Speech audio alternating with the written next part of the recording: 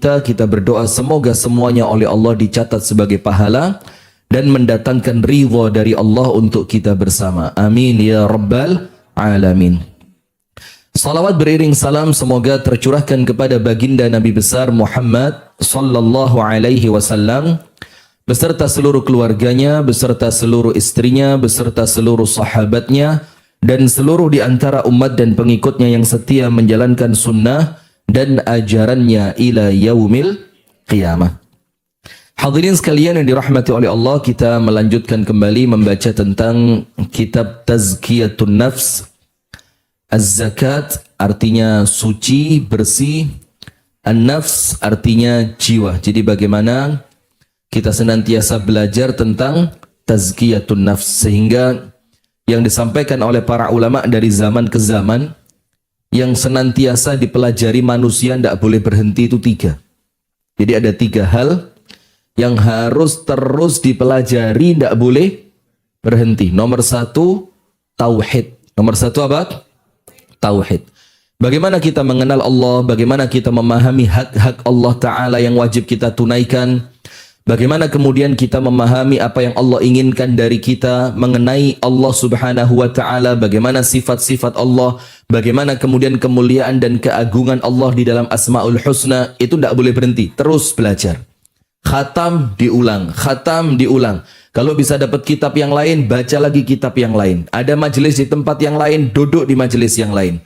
Nomor 2 adalah tentang adab wal akhlak. Adab dan akhlak, tidak boleh berhenti. Kenapa? Karena jiwa manusia itu sebagaimana keimanan, dia terkadang naik, terkadang turun. Sehingga dengan mempelajari adab dan akhlak secara kontinu, ketika jiwa kita sedang lemah, minimal kita tidak ganggu orang. Minimal apa? Minimal kita tidak ganggu orang. Minimal kita tidak menzolimi orang. Minimal kita tidak menyakiti orang, yang itu berat nanti hisabnya di hadapan Allah. Dan yang ketiga, yang tidak boleh berhenti dipelajari tentang tazkiyatun nafs. Kenapa begitu? Karena Allah berfirman dalam Al-Quran, فَلَا تُزَكُّوا أَنفُسَكُمْ هُوَ أَعْلَمُ بِمَنِ اتَّقَى. Janganlah kalian menganggap diri kalian suci, karena Allah lebih tahu siapa di antara kalian yang paling bertakwa. Maka para ulama menjelaskan erat sekali hubungan antara takwa dan tazkiyatun nafs. Maka orang yang sudah merasa dirinya bertakwa, jangan sampai merasa suci. Karena kalau tidak dibina dengan tazkiyatun nafs, ketakwaan itu kalau tidak benar bisa mendorong pada kesombongan. Pada apa? Kesombongan. Salatnya baik, puasanya baik, ngajinya baik, baca Al-Qur'annya baik, puasanya istiqomah, ke masjidnya tidak pernah putus. Kalau tidak kemudian dibersihkan dengan tazkiyatun nafs, itu ada potensi memunculkan kesombongan. Maka ada 3 ilmu ini, Bu, yang kita tidak boleh apa? Tidak boleh berhenti belajar. Nomor 1, tauhid. Terus belajar tauhid. Karena itu perkara yang paling wajib untuk dipelajari. Aujabul wujub. Nomor 2, belajar tentang al-adab wal akhlak. Dan yang ketiga, belajar tentang tazkiyatun nafs, mensucikan jiwa. Kita di pagi hari ini kita lanjutkan pada halaman yang ke-52. Silakan dibuka pada halaman yang keberapa? 52. Setelah kita selesai berbicara tentang racun yang akan mengotori dan merusak hati, nomor 1, banyak ngomong. Nomor 2, banyak makan. Nomor 3, banyak memandang. Nomor 4, banyak bergaul. Ini bahaya semua ini ya. Banyak ngomong, bahaya. Ini sekarang lagi rame masalah bajingan ini kan. Padahal saya baru tahu juga bajingan itu supirnya Cikar. Itu namanya lagi rame sekarang. Nah itu karena ya mungkin salah satunya mulai over banyak ngomong. Akhirnya omongannya menjadi masalah. Yang kedua, banyak makan. Ini juga masalah, harus latihan. Diartikan untuk mengurangi makan itu bukan diet. Mengurangi makan itu dalam syariat artinya puasa. Kemudian nomor 3, banyak memandang. Maka menundukkan pandangan, ghadzul basar, itu bukan hanya pada perkara yang Allah haramkan dari lawan jenis, tapi ghadzul basar itu adalah ghadzul basar termasuk apa? Dari kenikmatan yang Allah berikan kepada orang lain. Fadhil sebelah sini. Dari kenikmatan yang Allah berikan kepada orang lain. Nah, yang terakhir, banyak bergaul. Silakan masuk sebelah sini bisa. Banyak apa? Banyak bergaul. Banyak bergaul ini juga masalah. Setiap Anda selesai bergaul pasti ta'athar 'alal qalb. Pasti pergaulan itu mempengaruhi kebaikan apa? Hati. Anda gaul sama orang yang jelek, hati terpengaruh. Anda gaul sama orang yang baik, ketularan baik. Karena hati kita itu namanya apa? Lemah. Likathrati taqallubihi. Maka dibilang qalbun, dibilang hati karena dia terlalu sering apa? Berbolak balik. Ngelihat ini terpengaruh sampai rumah moodnya hilang. Ngelihat ini terpengaruh sampai rumah semangat sholat. Ngelihat ini terpengaruh sampai rumah pengen baca Quran. Itulah hati. Nah, maka jangan sedikit pun Anda banyak tingkah karena hati kita lemah. Jangan banyak apa? Jangan banyak tingkah karena hati kita ini lemah. Jangan sekali-sekali ngetes mau gaul sama orang yang seperti ini. Oh, ketularan sudah. Jangan ya. Sampai pun Nabi Muhammad saja ketika bergaul Allah kasih aturan. Allah firmankan dalam surah Al-Kahfi, wasbir nafsaka ma'al ladzina, dalam surah Al-Qasas, wasbir nafsaka ma'al ladzina yad'una rabbahum bil ghadati wal 'ashiyyi yuriduna wajha wa la ta'du 'aynaka anhum turidu zinatal hayati dunya wa la tuti' man aghfalna qalbahu an dzikrina wattaba'a hawahu wa kana amruhu furuta. Apa artinya? Jangan sampai kamu itu pergi karena kamu tidak sabar duduk bersama ahli zikir. Bahkan memalingkan pandangan matamu dari mereka sama Allah tidak boleh. Disuruh sabar duduk bersama ahli zikir. Kenapa begitu? Karena kalau sampai kamu pergi, wala tuti' man aghfalna qalbahu, hatimu akan jadi lalai.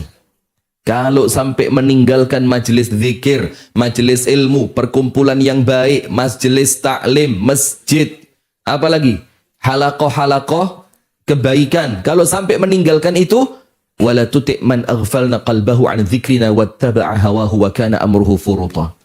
Mesti nanti hati kita lalai. Kalau hatinya lalai menjadi budak hawa nafsu. Nah, sekarang di pagi hari ini kita akan lanjutkan setelah kita ngomong penyakitnya. Sekarang kita ngomong suplemen. Suplemen apa? Apa Bu? Kalau ngomong gizi sama ibu-ibu kok kayak malu saya ya. Sudah bergizi semua kayaknya sudah. Sehat-sehat, Masya Allah.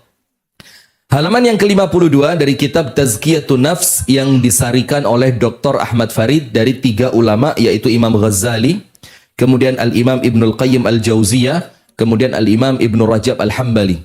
Beliau menuliskan pada poin yang berikutnya, gizi yang dapat menghidupkan hati. Jadi kalau terasa hatinya mulai lemah, terasa nampak mulai hatinya ada penyakitnya, bahkan mulai terasa hatiku kok seperti mati. Cirinya apa? Baca Quran gak greget blas. Itu sudah para ulama zaman dulu bilang kalau baca Quran gak greget dalam hati, gak ada getaran-getaran, ya baca Quran cuma lisan aja. Atau sekedar lewat gitu. Itu maka para ulama bilang bukan lagi sakit, itu sudah mati sudah. Sudah apa? Mati. Karena Al-Quran ini Allah sebutkan di dalam Al-Quran, "Lau anzalna hadzal Qur'ana 'ala jabalin la ra'aitahu khashi'an mutasaddian min khasyatillah." Kalau kami turunkan Al-Quran ini ke atas sebuah gunung yang sangat kokoh, maka gunung itu akan pecah, berkeping-keping, khashi'an mutasaddian min khasyatillah, karena takut kepada siapa? Allah. Nah, kalau ternyata Quran itu kita ikhtiarkan masuk ke dalam hati lewat lisan kita, ternyata hati ini tidak ada getaran-getaran, dia lebih keras dibanding gunung tadi. Dia lebih keras dibanding gunung. Maka salah satu indikator sehat atau sakitnya hati, itu cara ngelihatnya lewat Al-Quran. Lewat apa? Al-Quran. Coba deketin lisan kita dengan Quran, pandangan kita dengan Quran, telinga kita dengan Quran. Ada tidak rasa getaran-getaran itu? Kalau tidak ada, maka hati-hati. Itu dikatakan oleh para ulama bukan lagi sakit, tapi sudah mati. Nah, tapi kalau kita lihat yang semacam itu, tidak usah khawatir. Masih ada kesempatan. Karena ada yang namanya gizi atau suplemen untuk menghidupkan hati. Perlu diketahui, ketaatan merupakan kebutuhan pokok untuk hati seorang hamba. Jadi berkali-kali kita sampaikan, tapi ya mudah-mudahan ini tidak boseni. Sebagaimana tubuh kalau nggak dikasih makan bakal lemes, lama-lama sakit dan mati, jiwa pun kalau nggak dikasih makan lama-lama lemes, sakit dan mati. Kalau makanannya tubuh yaitu berupa ya makanan yang kita tahu ya, nabati, hewani, protein, apalagi karbohidrat segala macam, susu dan yang lainnya, itu makanan fisik. Maka ketika Anda lapar, itu coba sekali-sekali dipikir hadirin, ini perutku lapar, pikiran tidak enak. Sampai ada istilah, lu resek kalau lapar. Tahu enggak yang iklan-iklan itu kan? Akhirnya dikasih biskuit. Cek. Apa biskuitnya itu? Tidak boleh iklan. Sudah. Jadi ketika kita lapar kemudian terkadang sampai ngefek. Leher terasa pusing, badan digerakkan lemes. Coba ketika Anda merasakan itu hadirin dan pemirsa Madani TV, coba difikirkan saat itu. Ini baru fisik yang lapar. Nggak bisa nyetir, males jalan, pengennya tiduran. Bagaimana kalau yang lapar adalah jiwa kita? Maka apa? Pasti dijak sholat males, dijak ngaji juga nggak punya tenaga. Mau diajak silaturahim nggak punya pendorong penguat untuk silaturahim. Kenapa? Hatinya sudah kelaparan, nggak pernah dikasih makan. Nah, jadi jangan terlalu banyak memikirkan zahir sampai jiwanya kering. Yang dipikir nutrisi zahir terus, diet untuk kesehatan zahir, memilih makanan untuk kesehatan zahir, olahraga untuk kesehatan zahir. Dia tidak pernah mikir batin itu lebih penting dibanding zahirnya. Karena orang itu kalau batinnya sehat, zahir itu ngikut saja. Orang kalau jiwanya kuat, sak lemes-lemesnya awak sik gelem obah. Karena apa? Jiwanya apa? Kuat. Banyak contoh. Seperti yang pernah kami ceritakan, Syekh Umar Al-Mukhtar itu mulai jihad awake wis lemes, badannya sudah tua, diserang orang-orang Italia yang masuk ke Libya. Sampai berkali-kali diajak diskusi, wis tala mundur aja. Kamu tak kasih daerah kekuasaan, pasukanmu tak kasih pensiunan, semua yang kamu inginkan kami beri, tapi kita bagi-bagi wilayah. Apa kata Umar Mukhtar? Pilihannya cuma dua. Nantasir au namut. Pilihan cuma dua, menang atau mati. Coba, padahal orangnya sudah tua, tapi jiwanya kuat. Jiwanya kuat. Nah, beda sama yang muda-muda jiwanya sakit, LGBT, apalagi. Jiwanya sakit, kecanduan game online, jiwanya sakit, kecanduan apa lagi? Apa? Slot apa? Slot. Slot ya, slot pintu. Slot judi online, naudzubillah min dzalik. Lemah jiwanya. Nah, maka orang-orang kafir ngerti, orang Islam ini bukan fisiknya yang dilemahkan, tapi apanya? Jiwanya dicekoi dengan gaya hidup mewah, dicekoi dengan makanan, dicekoi dengan pakaian, dicekoi dengan sinetron-sinetron drakor yang ndak karuan. Bu, angkat tangan yang habis berapa seri drakornya sudah? Ndak? Pret. Ya mudah-mudahan ya. Nah, maka perlu diketahui, ketaatan merupakan kebutuhan pokok untuk hati seorang hamba. Jadi hati kita ini makanan pokoknya apa? Ibadah, taat kepada Allah. Kenapa? Karena Allah yang menciptakan. Allah yang menjadikan kebutuhanmu ini, kebutuhanmu itu, makananmu ini, makananmu itu. Dan jiwa kalau tidak dipakai ibadah, lama-lama dia akan mati di dalam fisik yang masih hidup. Jiwanya mati, fisiknya masih hidup. Jadinya apa? Ngelihat orang miskin tidak tersentuh. Ngelihat anak tidak bisa sekolah tidak tersentuh. Ngelihat tetangga sakit tidak ada kendaraan tidak tersentuh.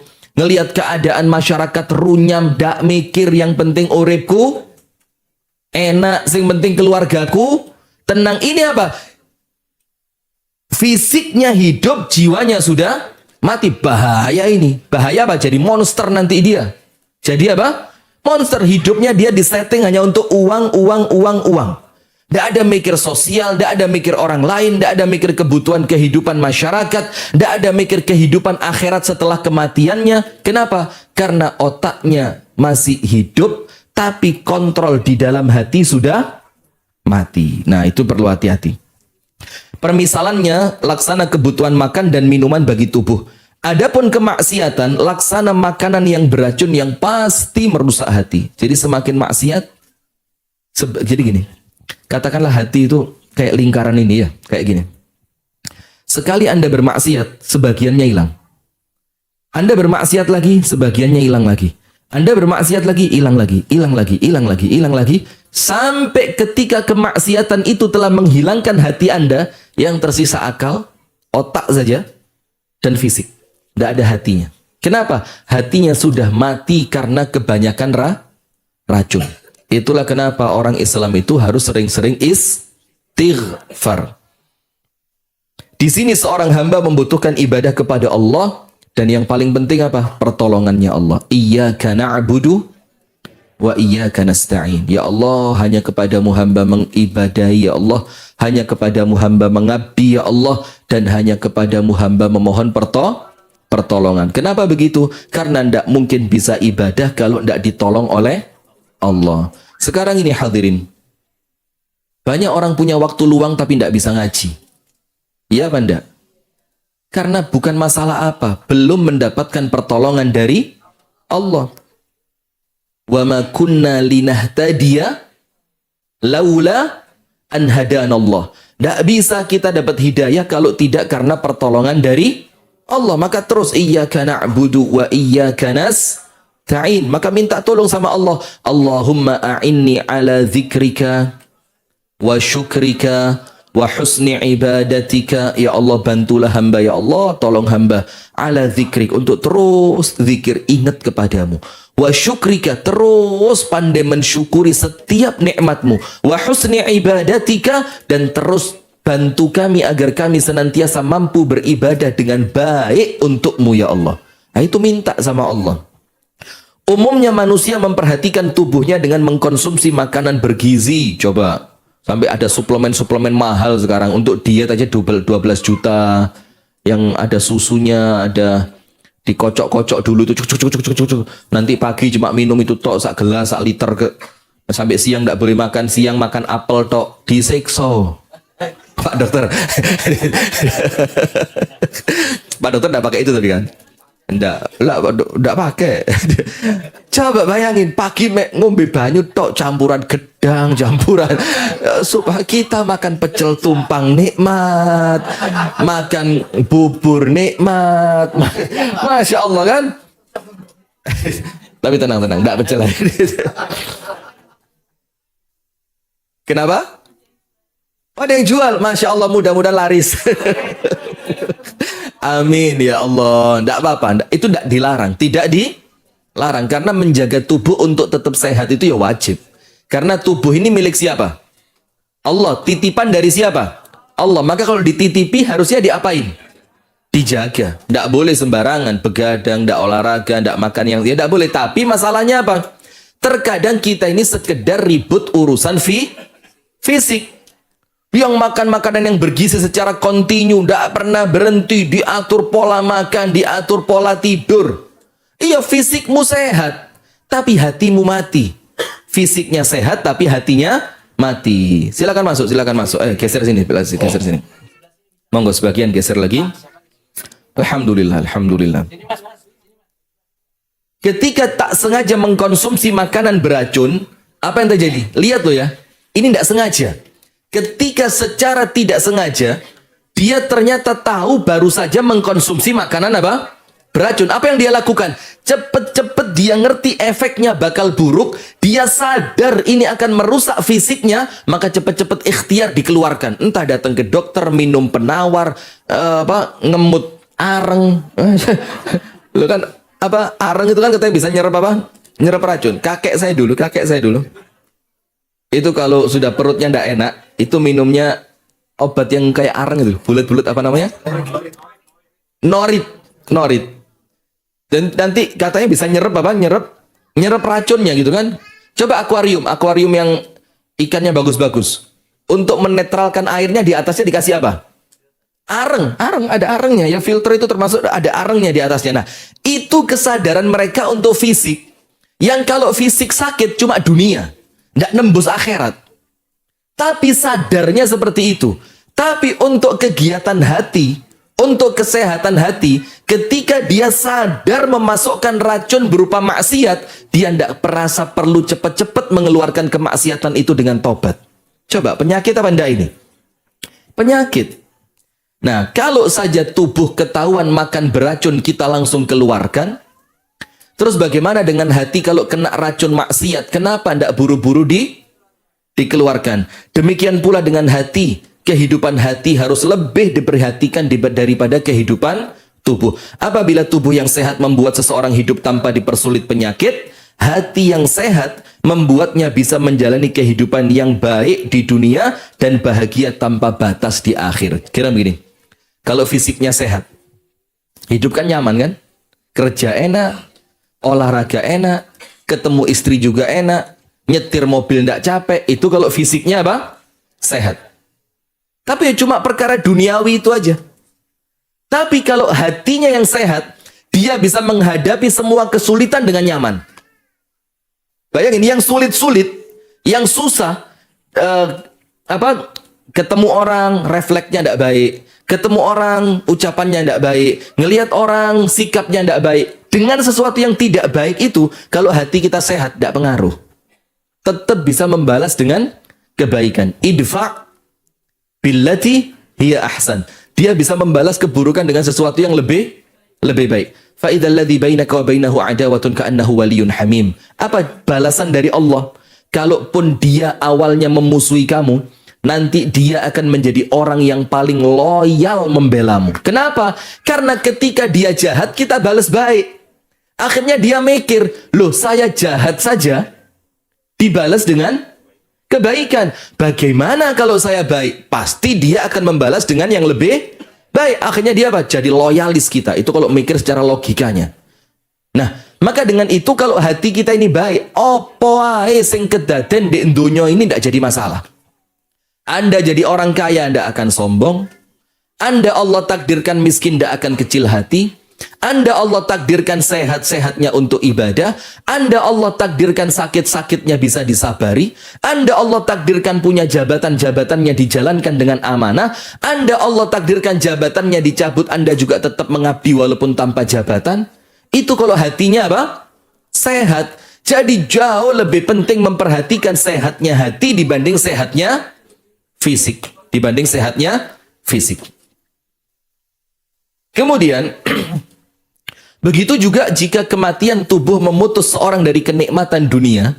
Jadi kalau kematiannya tubuh, yang terputus kenikmatan apa? Dunia. Tidak bisa main game online lagi. Suka main game online? Enggak suka. Aman ya. Tidak bisa makan sate Tegal lagi ya. Ada teman saya makan sate Tegal itu langsung minum obat darah tinggi. Jaluk obat tadi mulai khawatir iki gak ganti obat. Bayangin, ngerti dia yang dimakan makanan baik, halalan, thayyiban, tetap ngerti masih perlu obat. Lah lek maksiat kok gak ngerti. Lek maksiat kok santai aja, padahal lebih beracun daripada sate Tegal ini. Bukan berarti sate Tegal beracun ya, cuma kalau berlebihan juga tidak baik. Nah, maka kalau matinya fisik itu memutuskan kenikmatan duniawi. Tapi kalau fisik yang mati itu dimiliki oleh orang yang hatinya sehat, mati kenikmatan dunia, masuk kenikmatan akhirat. Faham enggak? Jadi kalau fisiknya mati, memutus kenikmatan dunia. Tapi orang yang mati fisiknya tadi, ternyata orang yang ketika hidup hatinya apa? Sehat. Hatinya sehat. Maka dia cuma berpindah dari menikmati dunia, Allah gantikan dengan kenikmatan akhirat. Dan kenikmatan akhirat kalau dibanding dunia tidak ada apa-apanya. Rumah kita yang mewah di kuburan jauh lebih mewah. Mobil kita yang mewah di kuburan jauh lebih nikmat. Kasur kita yang empuk di kuburan lebih bahagia. Suami, istri, pasangan kita yang menyenangkan di kuburan ditemani malaikat. Pagi sore ngelihat taman di depan rumah, kalau di kuburan pagi sore Allah tampakkan surga yang bakal kita masuki. Jadi cuma pindah dari kenikmatan dunia menuju kenikmatan akhirat. Nah itulah kenapa Al-Imam Ibnul Qayyim Al-Jauziyah mengatakan dari gurunya Syekhul Islam Ibnu Taimiyah, ala fa inna fid dunyati jannatun man lam yadhuqha wa man lam yadkhulha lam yadhuq wa lam yadkhul jannatal akhirati. Di dunia itu ada surga. Di dunia itu ada apa? Surga. Barang siapa tidak pernah masuk surga dunia, padahal dia ada. Dan barang siapa tidak pernah merasakan nikmatnya surga dunia, padahal ada, tapi dia tidak pernah bisa masuk, dia tidak pernah bisa merasakan apa yang dikatakan oleh Al-Imam Ibnul Qayyim dari gurunya Ibnu Taimiyah, dikatakan apa? Lam yadkhul wa lam yadhuq jannatal akhirah. Maka orang yang tidak masuk surga dunia tidak akan masuk surga akhirat. Orang yang tidak merasakan nikmatnya surga dunia tidak akan merasakan nikmatnya surga akhirat. Terus ditanya, wa ma jannatud dunya, apa itu surga dunia? Yang kalau tidak masuk di dunia tidak akan masuk di akhirat. Dibilang apa? Atabatal ubudiyah, tersungkur di bawah peribadatan kepada Allah. Sujud, nangis, zikir, tobat, istighfar, ngaji, munajat. Itu kenikmatan dunia yang disebutkan oleh para ulama. Ini loh surganya dunia. Yang kalau kamu tidak merasakan semua itu sebagai surga, maka surga akhirat tidak akan kamu masuki. Maka dengan itu sampai salah seorang di antara ulama dari kalangan tabi'in, dia berdoa menjelang kematiannya, ya Rabbi, lau adzinta li ahadin an yusalliya fi qabrihi, fa'adzin li ya Rabbi an usalliya fi qabri. Ini orang sudah mau mati, mau istirahat dari capeknya dunia. Dia doa sama Allah. Apa doanya? Ya Allah, kalau ada, sekiranya ada di antara hambamu yang engkau izinkan mereka untuk sholat di alam kuburnya, maka masukkan aku salah satu di antara mereka ya Allah. Izinkan aku sholat di alam kubur. Kenapa? Karena sudah merasakan nikmatnya sholat. Sehingga ketika dia terfikir kematian akan menghentikan dia dari sholatnya, dia minta sama Allah, jadikan alam kuburku tempat untuk aku sholat ya Allah. Kemudian yang lain dari kalangan tabi'in mengatakan apa? Laulal lail lama ashiktul hayata. Laula al-lail lama ashiktul hayata. Kalau tidak ada malam, saya tidak senang hidup. Kalau tidak ada apa? Malam, saya tidak senang hidup. Terus teman-temannya tanya, wa ma balul lail?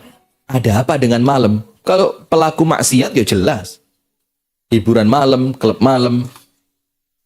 Kalau ahli akhirat apa? Laulal lail lama asyiktul hayat. Ditanya sama temannya, ada apa dengan malam? Malam itu waktuku berduaan dengan Allah. Waktuku berduaan dengan siapa? Allah. Kalau sudah tidak ada malam, mendingan saya mati aja. Kalau tidak ada malam apa? Mendingan saya mati. Itu mereka yang telah merasakan nikmatnya apa? Ibadah. Hatinya sehat, fisik ngikut aja. Belum tentu orang yang fisiknya sehat, hatinya juga sehat. Nah, seorang yang soleh mengatakan, aneh sekali, manusia menangisi orang yang mati jasadnya, namun tidak menangisi orang yang mati hatinya. Padahal orang yang mati hatinya lebih pantas ditangisi dibanding orang yang mati fisiknya. Jadi kalau ada orang yang hatinya mati, itu ya perlu kita ucapkan apa? Inna lillah wa inna ilaihi raji'un. Azzamallahu ajrakum. Semoga Allah besarkan pahalamu. Karena kematian apa? Hati tadi. Tapi kita lebih panik kalau ada orang yang fisiknya mati. Karena pandangan kita pandangan kasat mata. Pandangan kita pandangan material. Kita tidak memandang sesuatu di balik materi. Sehingga yang kita lihat, oh omai gede. Oh omai cilik. Oh mobile api. Oh mobile elek. Padahal gede, cilik, api, elek itu bukan penentu bahagia. Ada orang rumahnya kecil, bahagianya melebihi orang yang rumahnya besar. Ada apa enggak? Enggak usah teriak-teriak, santai. Anda kalau curhat jangan di sini. Mentang-mentang rumahnya kecil. Astagfirullah, begitu ya. Enggak usah semangat, santai ya, yang boles ya. Nah, maka artinya kita ini pandangan kita cuma materi, delok uang itu mentereng, oh ayu, oh elek, oh ganteng, oh elek, oh mancung, oh pesek. Padahal ganteng gak mesti api, elek apa maneh. Astagfirullah wa atubu ilaih. Nah, padahal ganteng gak mesti baik, jelek juga gak mesti buruk. Berapa banyak di antara sahabat Nabi, Bilal bin Rabah. Terus tahu namanya Julaibib kan? Julaibib ini apa? Rajul la mal wala jamal. Ndak duwe duit ya ndak ganteng.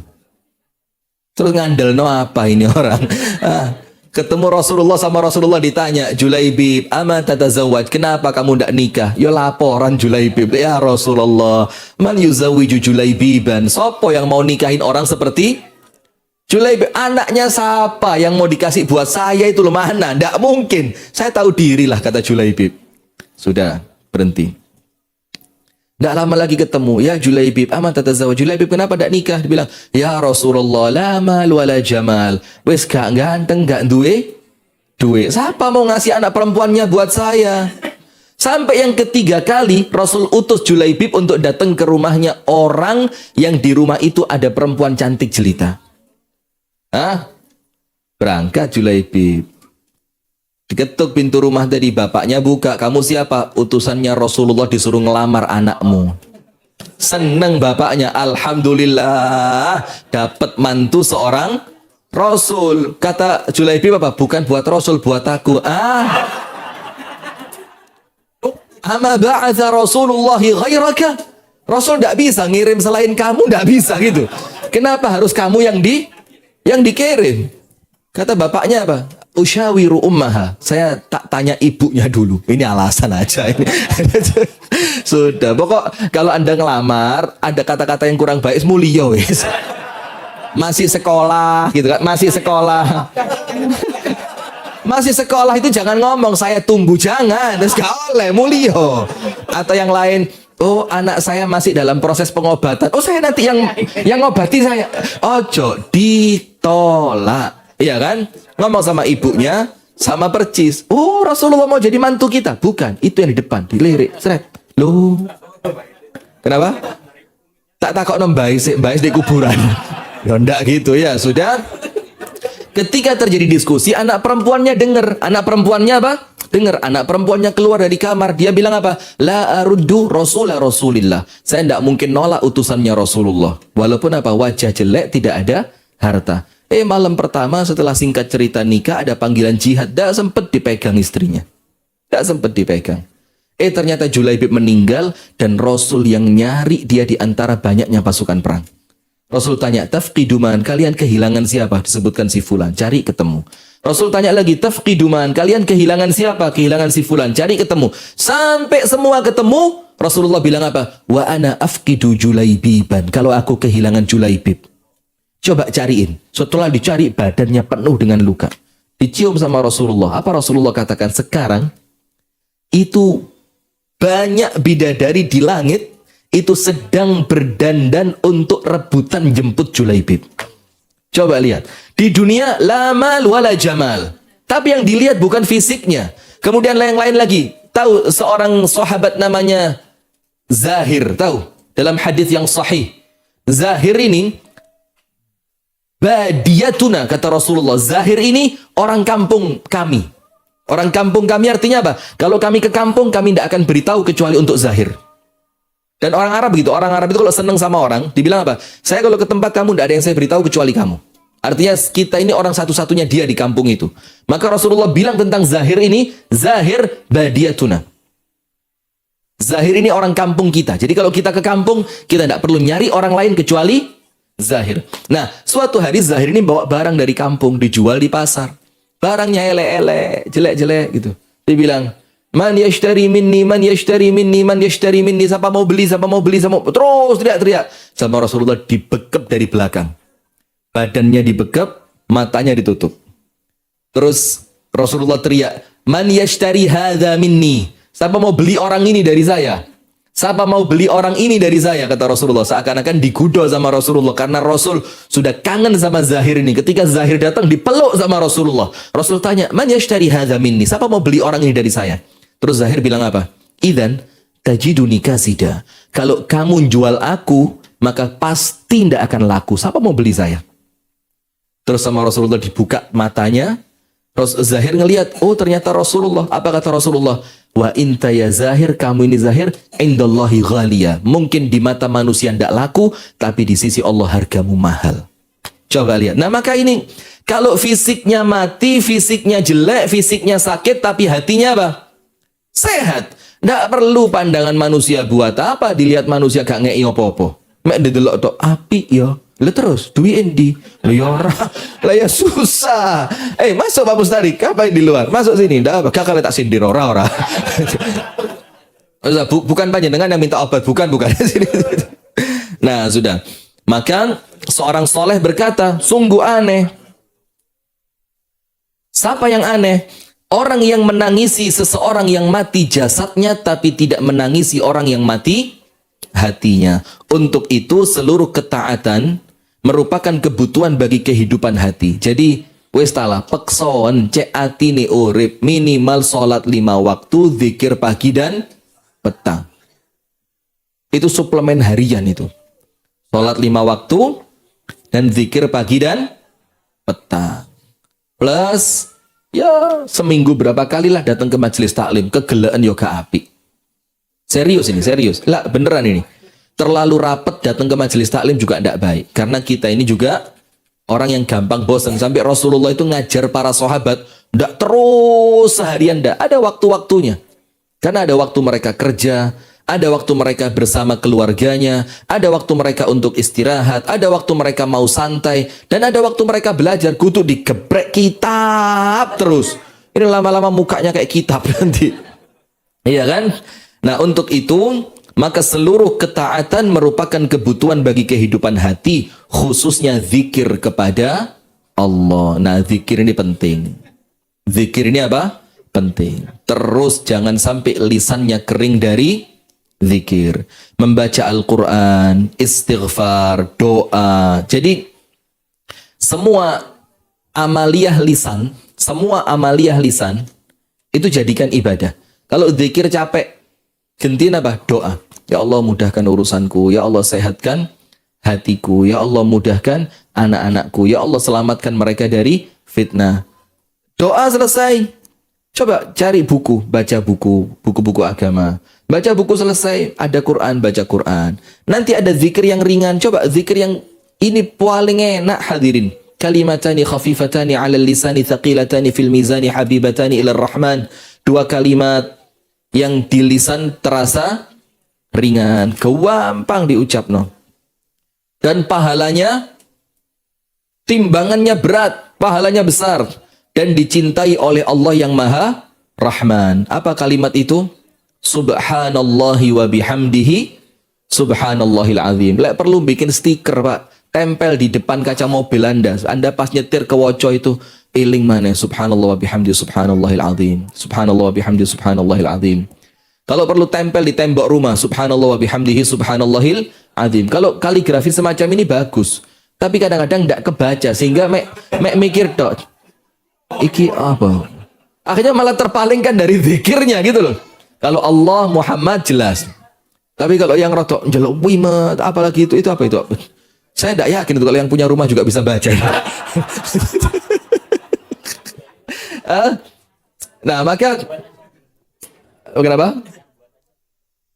Ini betul ini. Ada pembuat kaligrafi itu tidak bisa baca, tapi dia pinter niru. Ada sebagian ada.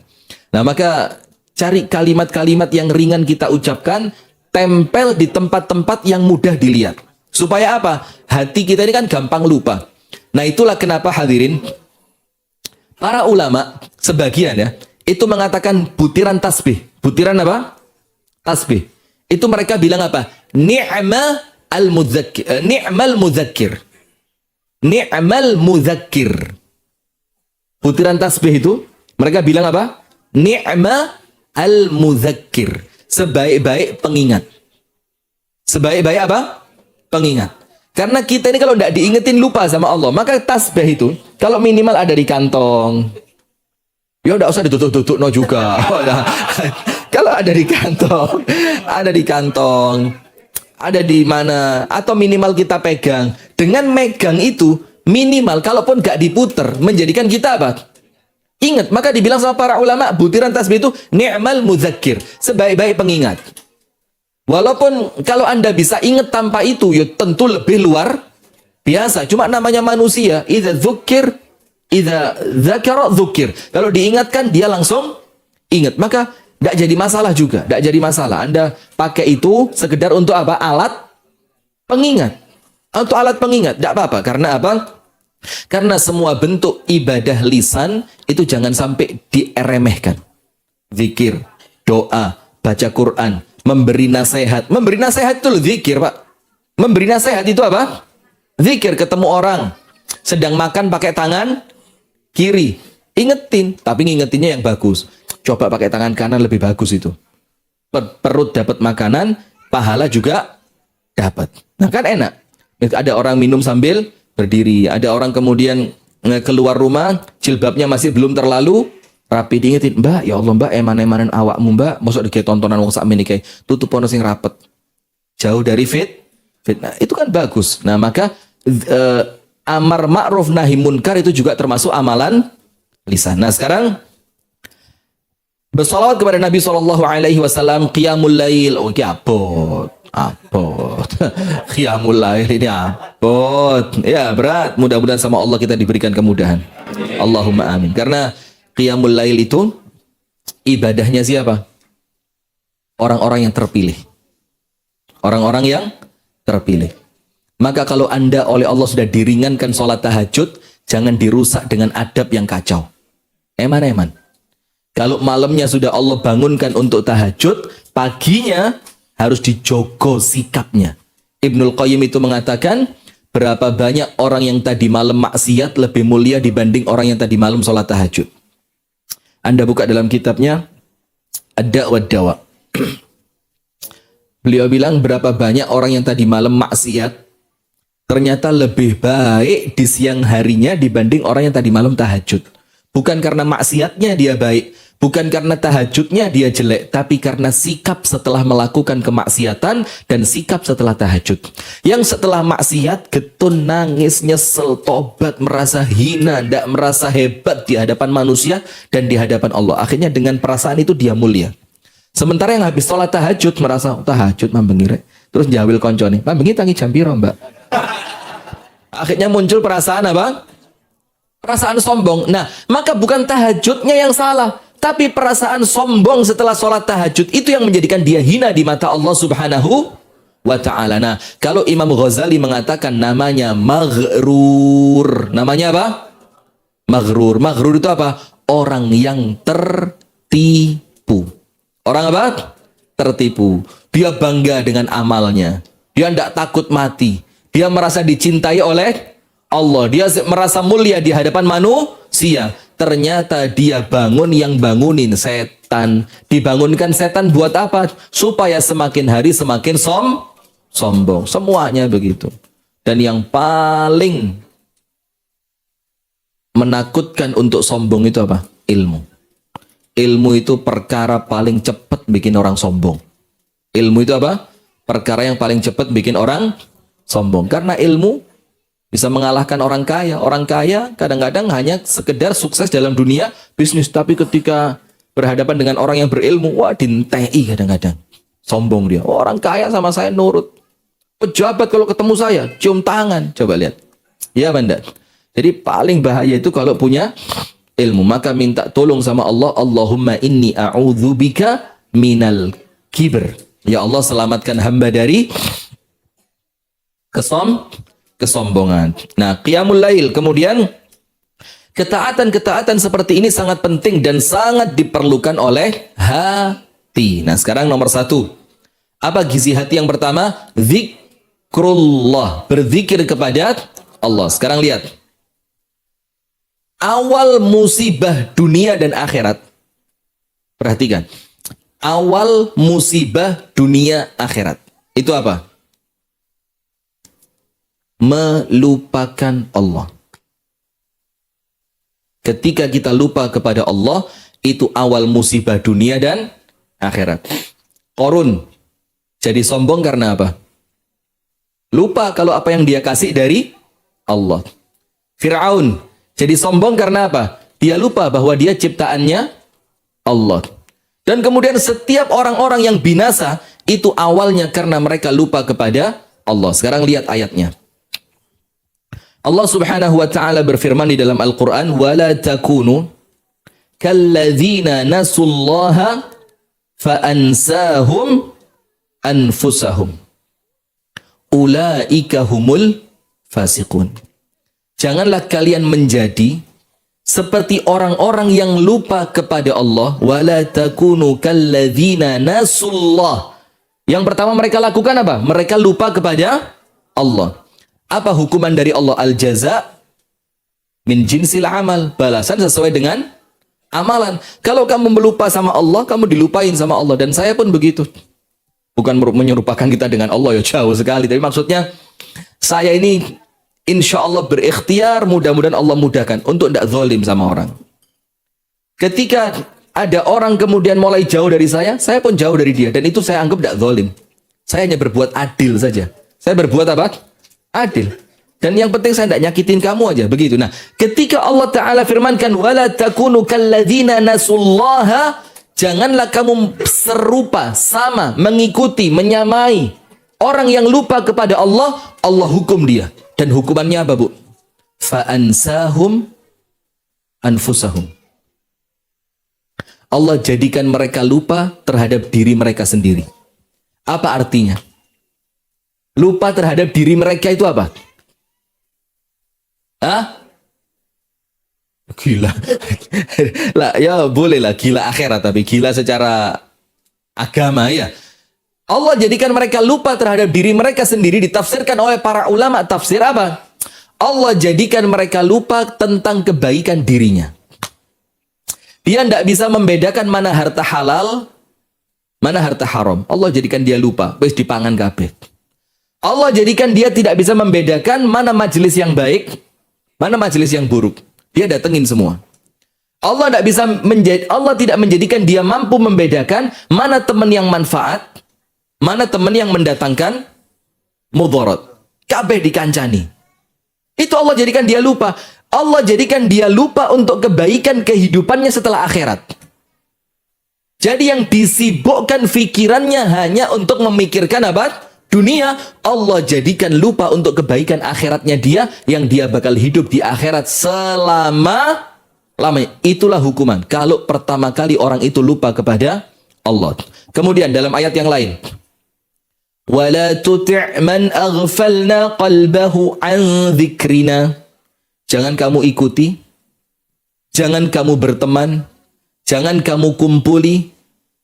وَلَا تُطِعْ man aghfalna qalbahu an dzikrina. Orang-orang yang hatinya kami jadikan lalai dari zikir. Berarti jangan ikuti, jangan temani, jangan kumpuli orang yang tidak pernah zikir. Hatinya sama Allah dibikin lalai dari zikrullah. Kenapa? Karena Allah melihat hatimu kotor. Hatimu tidak pantas menyandang kemuliaan zikrullah. Tidak pantas hati yang kotor mengeluarkan kalimat-kalimat yang baik. Tidak pantas hati yang kotor dimasuki oleh rahmat dari Allah. Maka Allah firmankan, aghfalna qalbahu. Kami jadikan hatinya dia lalai. Dari apa? An zikrina. Dari mengingat kami. Karena apa? Bukan Allah yang zalim, tapi karena memang dia tidak memantaskan hatinya untuk mendapatkan kemuliaan zikrullah. Apa yang terjadi? Wala tuti' man aghfalna qalbahu an dzikrina. Hukumannya dua. Wattaba'a hawahu wa kana amruhu furuta. Akhirnya orang itu diombang-ambingkan oleh hawa nafsu, tidak punya tali kekang, tidak punya setir untuk mengendalikan. Nafsu ngomong kanan, kanan. Nafsu ngomong kiri, kiri. Nafsu ngomong jalan, jalan. Nafsu ngomong tidur, tidur. Nafsu ngomong ambil, ambil. Nafsu ngomong tinggal, tinggal. Nafsu ngomong marah, marah. Nafsu ngomong makan, makan. Wattaba'a hawahu. Karena awalnya lupa zikrullah, hatinya tidak dikasih asupan gizi dengan zikir, akhirnya tidak punya tali kekang untuk nafsunya. Dia dijajah. Dijajah siapa? hawa nafsu. Dan repotnya orang yang dijajah hawa nafsu gak sadar. Dia menganggap, oh my life, this is my life, what's wrong? Lah pret. This is my life, your life. Engko like my death ente ya death malaikat di kuburan baru kroso. Nggak ada, kebebasan mutlak itu nggak ada. Nah, maka dikatakan wattaba'a hawahu. Orang yang sedang mengikuti hawa nafsu, dia menganggap dirinya bahagia. Dalam tanda kutip, bahasa yang lain apa? Seakan-akan ada makna di dalamnya tentang istidraj. Tentang apa? Everything is fine. Ngerti bahasa Inggris ya? Ngerti ya? Jadi dia bilang baik-baik saja. Istri baik, anak baik, pekerjaan juga baik, rumah tangga juga baik, bertetangga tidak ada masalah, ngurus apa-apa juga lancar. Terus terus apa yang salah dalam hidup saya? Loh, salahmu itu karena kamu tidak merasa bersalah. Banyak orang begitu, dusopo kok sampai kayak gini. Lah, ya omongan itu yang bikin kamu begini. Lo kok takon dusopo? Ya dusomu wakeh. Nggak usah pakai takon dusopo. Ya wes kakean. Yang bener itu duso sing ngendi sing garai aku ngene. Itu yang bener. Saking akeh dusone sampai gak iso milih. Iki sing ndi ya duso sampai hukuman ngene iki. Iki dosa sing ngamuk kepada orang tua kemarin, apa dosa kemarin karena saya ngelihat perempuan yang tidak berjilbab, atau iki sing ndi kok sampai bingung dia karena dosanya saking. Nah, jadi bukan dosa apa saya, lu bukan dosa, wah kayak dosamu iki. Nah, maka yang pertama, wala tuti' man aghfalna qalbahu an dzikrina wattaba'a hawahu. Dia mengikuti hawa nafsu. Dan ketika dia mengikuti hawa nafsu, seakan-akan dia tidak merasa bersalah di sana. Kemudian yang kedua apa? Wa kana amruhu furuta. Apa artinya amruhu furuta? Semua yang dia lakukan mesti lebih. Mesti apa? Berlebihan. Ngomongnya berlebihan, bergaulnya berlebihan, kalaupun melakukan apa saja, wa kana amruhu furuta. Sementara sesuatu yang sudah lewat dari batasnya itu pasti tidak baik. Kita berteman sama orang, kumpul terlalu sering, tidak baik. Kan ada sudah kemarin kan, bergaul yang mendatangkan manfaat. Sudah dibahas. Nah, maka artinya, semua kalau sudah berlebihan, pasti tidak baik. Nah, itulah hukuman dari Allah untuk orang yang lupa kepada Allah. Nomor satu, hukumannya apa?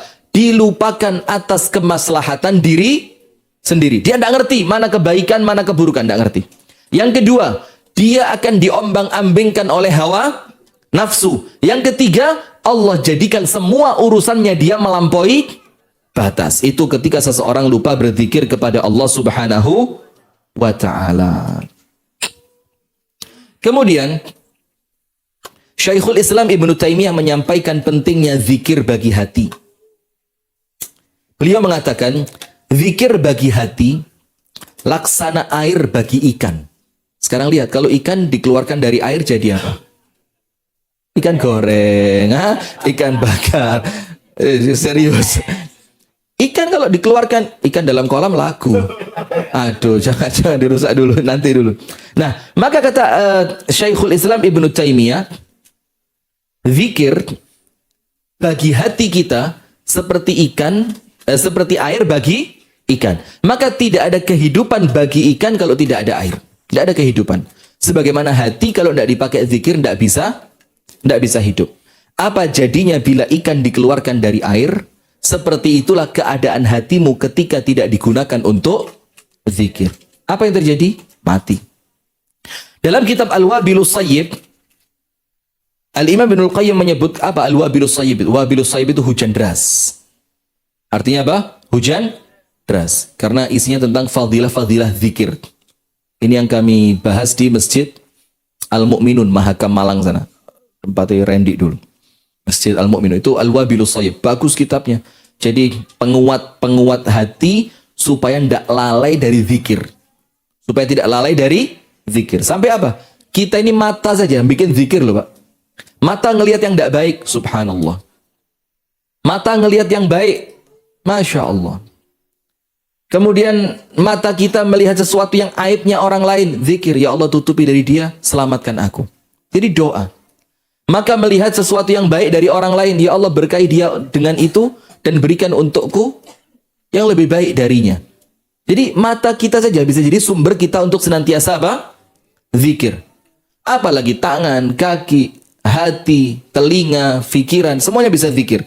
Ibnul Qayyim Al-Jauziyah menyebutkan dalam kitab Al-Wabilus Shayyib sekitar 80 manfaat zikir. Itu yang baru disebut. Berikut ini kami akan nukilkan sebagian di antaranya, tapi kami menyarankan untuk merujuk buku yang dimaksud. Insya Allah nanti kalau ada salah satu pengajian di Kediri yang kitabnya selesai, ganti Wabilus Shayyib insya Allah. Tapi kami menyarankan untuk merujuk buku yang dimaksud mengingat manfaatnya yang besar, dan di antara faedah yang beliau sebut tentang zikir adalah nomor 1, zikir apa? Makanan pokoknya ruhani. Zikir itu makanan utama yang paling penting untuk ruhani. Jadi kalau tidak ada makanan ya seperti tadi yang kami sebutkan, lemes, sakit, lama-lama mati. Kemudian yang kedua, zikir itu bisa mengusir setan.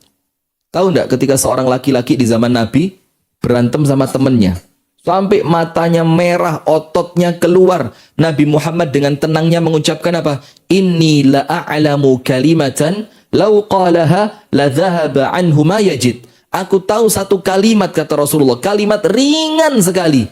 Kalau dia ucapkan kalimat itu dengan kesungguhan, serius ngomongnya, masuk ke dalam hati, maka seketika hilang kemarahannya. Seketika. Apa kalimat itu? A'udzu billahi minasyaitonir rajim. Karena kemarahan dari siapa? Setan. Sementara setan itu dengan zikir dia menjadi pergi. Maka rumah kalau nggak dipakai zikir, di sini setan tok. Rumah isinya ikan dalam kolam terus. Ikan dalam kolam. Kemudian bagaimana cara menggoreng lada, tuang minyaknya, apalagi lupa saya. Situlah pokoknya ya. Setan tok isinya. Sampai disebutkan oleh para ulama yang lain, kalau ada orang zikir, setan nangis. Setan nangis, lama-lama mengecil, setan hilang. Itu kalau dipakai untuk apa? Zikir. Zikir dapat menghilangkan setan. Yang ketiga, zikir mengundang ridho dari Allah. Yang keempat, zikir bisa menghilangkan kesedihan hati. Panjenengan tak kasih doa. Yang Rasul katakan apa? Ada satu doa, orang kalau pas sedih dalam puncak-puncaknya kesedihan, dia baca doa ini, sedihnya Allah hilangkan. Dan saya punya cerita bagus tentang doa ini. Dulu saya nulis doa ini waktu saya di Jakarta. Saya tulis di kertas, saya tulis pakai tinta warna merah, pulpen merah. Saya tulis pakai tinta warna merah. Terus suatu hari, singkat cerita pokok ada masalah antara saya dengan umi saya. Sampai umi saya tidak bisa ketemu saya cukup lama. Ternyata kertas itu di dompetnya umi saya dan umi saya baca, tidak lama saya pulang. Subhanallah, lihat ini. Ketika saya lihat kertas itu di dompetnya umi saya bilang, oh subhanallah, ini dibaca sama umi saya bikin saya pulang. Nah, ini doanya apa? Kalau zikir itu bisa bikin orang hilang seketika kesedihannya. Rasulullah mengatakan dalam hadis yang sahih, doanya begini, Allahumma inni abduka, ibni abdika, ibni amatika, nasiyati biyadik, madin fiya hukmuk, adlun fiya qada'uk, nas'aluk. Nanti kan bisa direkam ini tayangan ulangnya. Ya Allah, kan bisa dicek ibu-ibu. Wah, kurang canggih ibu-ibu ini. Apa dikatakan di sana? Allahumma inni abduka. Ya Allah, aku ini hambamu ya Allah. Jadi maksudnya, lu maksud kalau aku hambamu, kau biarkan aku sedih ya Allah. Ibni abdika, bapakku lu ya Allah juga termasuk hambamu ya Allah. Ibni amatika, ibuku juga hambamu ya Allah. Nasiyati biadik, ubun-ubunku ya Allah. Artinya apa? Nasibku biadik, di tanganmu ya Allah. Madin fiyya hukmu, yang sedang berjalan ini ya Allah, ini hukummu ya Allah. Yang sedang jalani takdirmu ya Allah. Aku sedih, aku senang, aku kaya, aku miskin, aku sakit, aku sehat. Ini takdirmu ya Allah. Adlun fiyya qadha'uk. Aku yakin ya Allah, setiap ketetapanmu adil untukku. Terus dia bilang apa? As'alukallah, aku minta kepadamu ya Allah. Bikullis min huwalak. Dengan semua nama-nama yang engkau miliki. Bikullis min huwalak. Sammaita bihi nafsak. Yang itu engkau beri nama dirimu.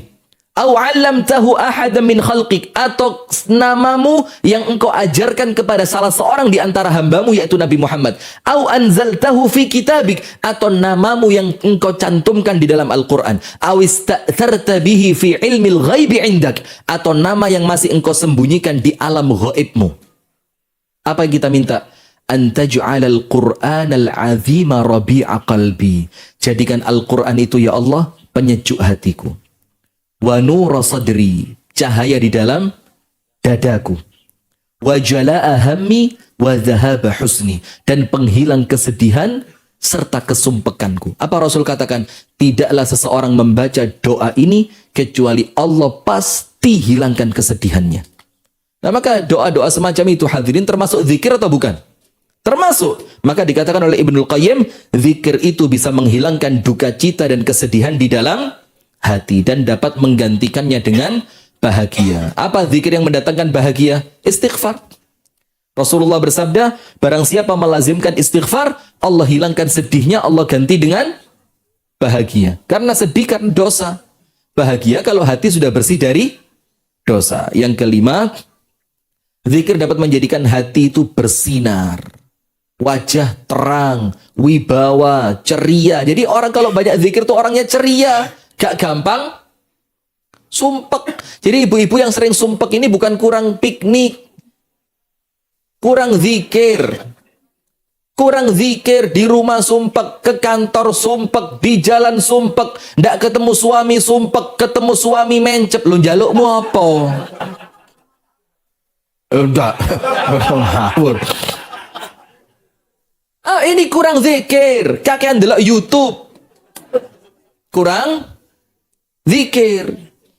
YouTube yang dilihat tidak manfaat. Jenderal polisi menuntut omnibus law.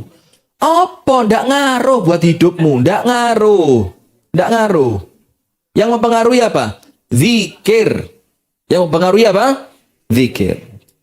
Yang keenam, zikir bisa mewujudkan rasa cinta kepada Allah. Jadi orang kalau banyak zikir, Pak, cinta dia sama Allah. Kenapa? Dia melazimkan mengingat Allah Subhanahu wa ta'ala, dan akan menjadikan hamba yang mengingat Allah. Allah berfirman, fadhkuruni azkurkum washkuruli wala takfurun.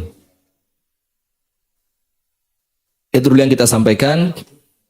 InsyaAllah kita akan lanjutkan pada pertemuan yang berikutnya, masih mengenai gizi untuk hati. Yang pertama yaitu zikir. Mudah-mudahan apa yang kita sampaikan di pagi hari ini mendatangkan manfaat. Dan mudah-mudahan ilmu yang kita sampaikan, ilmu yang kita dengar, insya Allah menjadi ilmu yang bermanfaat. Dan kita oleh Allah diberikan kemampuan untuk mengamalkannya. Dan insya Allah sampai ketemu lagi bulan depan dalam keadaan sehat walafiat. Tidak kurang suatu apapun, dalam keadaan istiqomah. Dan siapapun di antara kita yang Allah berikan ujian, semoga Allah segera mudahkan dia untuk melewati ujiannya. Hadanallahu wa iyyakum ajma'in. Subhanakallahumma wa bihamdika. Ashhadu an la ilaha illa anta astaghfiruka wa